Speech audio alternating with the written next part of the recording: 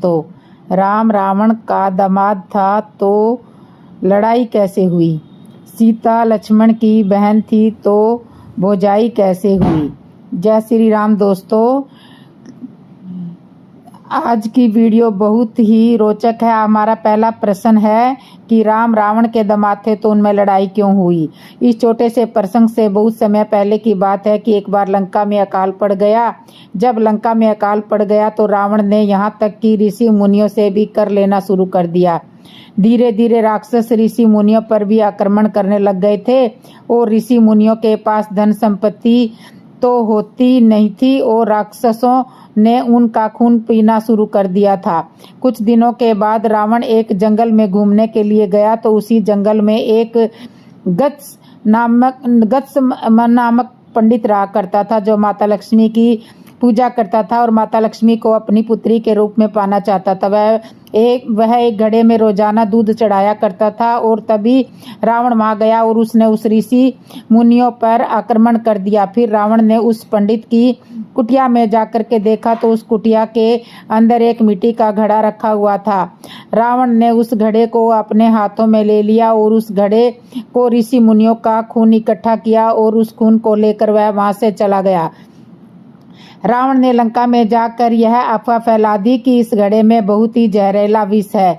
इस विष को जो कोई भी प्राणी पिएगा वह तुरंत ही मर जाएगा। और रावण की यह आदत थी कि वह वन विहार करने के लिए जाता था। जब रावण विहार करने के लिए उस घड़े को रखकर विहार करने के लिए चला गया तो उधर मंदोदरी को इस बात की शंका थी कि रावण पराई स्त्रियों के साथ विहार करता, इसलिए वह आई और गुस्से में आकर के उस जहरीले विष को पीकर मर जाती हूँ। ऐसा सोच करके मंदोदरी ने उस घड़े में से थोड़ा सा खून निकाला और पी गई। जब मंदोदरी ने खून पिया तो वह उससे मरी नहीं, लेकिन वह उसका गर्भ ठहर गया और अब मंदोदरी और भी ज्यादा परेशान हो गई। इस गर्भ को गिराने के लिए उपाय सोचा और रावण से कहा कि हे महाराज, मैंने सुना है कि आप जोर से दहाड़ते हैं तो स्त्रियों के गर्भ गिर जाते हैं। एक बार मैं भी तो देखूं कि आप कैसे दहाड़ते हैं। मंदोदरी की यह बात सुनकर रावण ने जोर से अट्टहास की और दहाड़ लगाई तो मंदोदरी का गर्भ नीचे गिर गया। फिर रावण वहां से चला जाता है। मंदोदरी ने नीचे से गिरे हुए गर्भ को उठाया और उस गर्भ को उस घड़े में डाल दिया और उस घड़े को ढक दिया और 2-3 दिन बाद भविष्यवाणी हुई कि अगर वह घड़ा इसी राज्य में रहेगा तो यहाँ पर भयंकर अकाल पड़ जाएगा।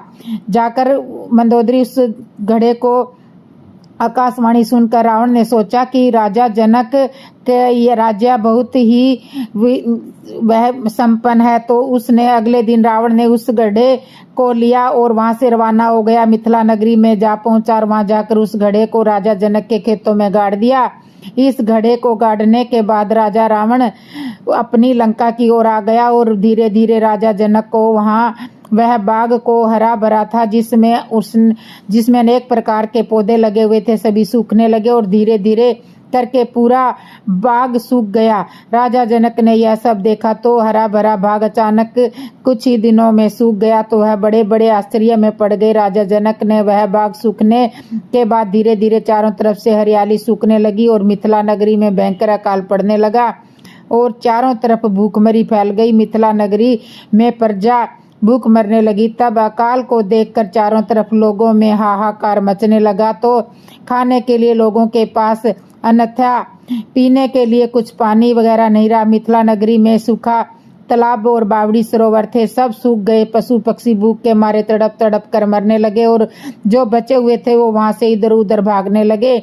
एक दिन मिथिला नगरी में राजा जनक के पास ऋषि वशिष्ठ जी आए और उन्होंने राजा जनक से कहा कि राजन, अगर आप यहाँ पर हल चला के अपना राज्य की खेती करेंगे तो आपके राज्य में अकाल खत्म हो जाएगा और खुशहाली आ जाएगी, फिर से आपकी नगरी आबाद हो जाएगी, किसी चीज की कोई कमी नहीं रहेगी। फिर राजा जनक ने ऋषि वशिष्ठ के आदेश का पालन करते हुए यज्ञ के दौरान समय पर हल चलाया। तब राजा जनक जहाँ पे हल चला रहे थे, हल का अगला भाग जिसे शीत कहते हैं, वह उस घड़े से जा टकराया और जैसे ही उस घड़े से अटका तो राजा जनक ने उसको खींचा तो उसमें एक सुंदर लड़की निकली। वह लड़की सीता थी। सीता जी को हल की अगली नुकुन से निकलने से उसकी वजह से उस लड़की का नाम सीता रख दिया। फिर उसी दिन से अकाल समाप्त हो गया और राजा जनक का राज्य फिर से पहले की तरह खुशहाल हो गया। फिर वह लड़की धीरे धीरे बड़ी होने लगी। जब वह लड़की बड़ी हो गई तो आपको पता ही है कि वह भगवान पुरुषोत्तम श्री राम के साथ गए थे माता सीता के विवाह।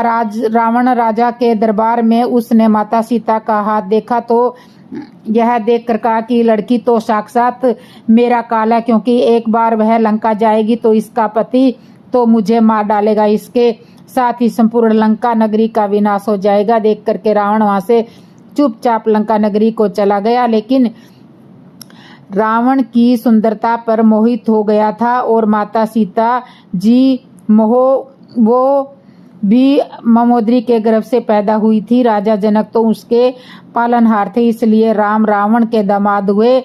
और राम रावण के में लड़ाई रावण इसलिए हुई कि रावण ने सीता का हरण किया था।